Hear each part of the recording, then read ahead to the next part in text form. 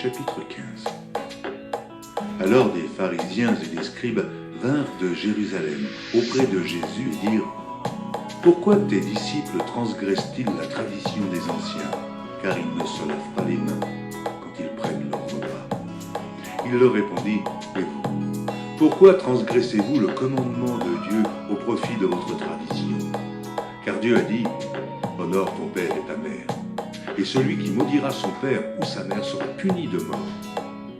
Et vous dites : Celui qui dira à son père ou à sa mère : Ce dont j'aurais pu t'assister est une offrande à Dieu, n'est pas tenu d'honorer son père ou sa mère. Vous annulez ainsi la parole de Dieu au profit de votre tradition. Hypocrite.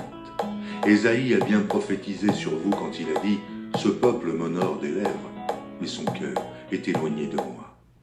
C'est en vain qu'il m'honore en enseignant des préceptes qui sont des commandements d'hommes. Ayant appelé à lui la foule, il lui dit : Écoutez et comprenez.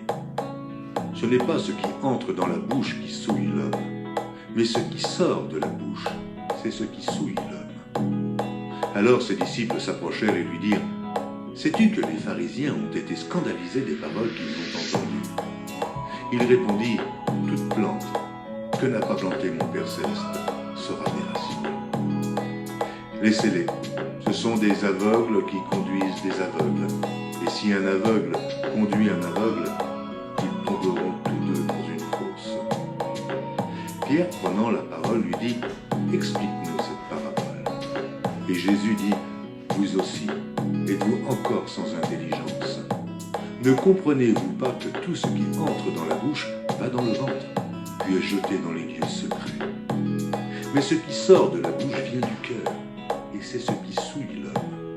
Car c'est du cœur que viennent les mauvaises pensées, les meurtres, les adultères, les impudicités, les vols, les faux témoignages, les calomnies. Voilà les choses qui souillent l'homme. Mais manger sans s'être lavé les mains, cela ne souille point l'homme. Jésus, étant parti de là, se retira dans le territoire de Tyr et de Sidon. Et voici, une femme cananéenne qui venait de ces contrées lui cria : Aie pitié de moi, Seigneur, fils de David.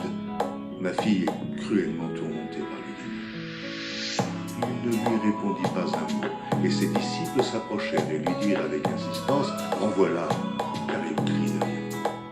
Il répondit : Je n'ai été envoyé qu'aux brebis perdues de la maison d'Israël.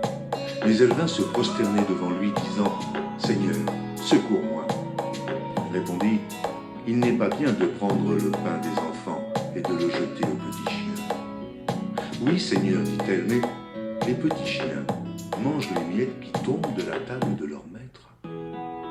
Alors Jésus lui dit : Femme, ta foi est grande, qu'il te soit fait comme tu veux. Et alors même, sa fille fut guérie. Jésus quitta ces lieux et vint près de la mer de Galilée.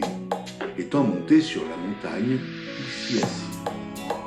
Alors s'approcha de lui une grande foule, ayant avec elle des boiteux, des aveugles, des muets, des estropiés et beaucoup d'autres malades.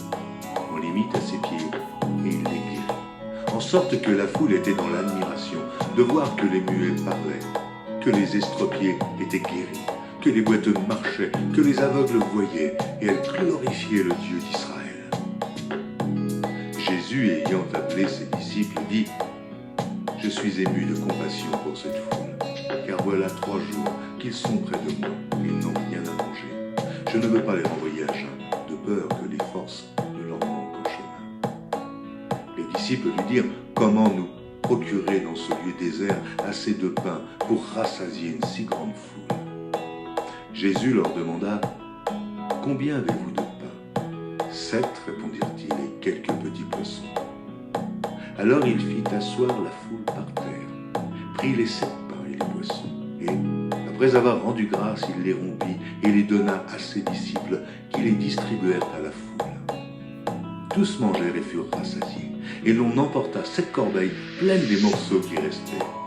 Ceux qui avaient mangé étaient 4000 hommes, sans les femmes et les enfants. Ensuite, il envoya la foule, monta dans la barque et se rendit dans la contrée de Magadan. Matthieu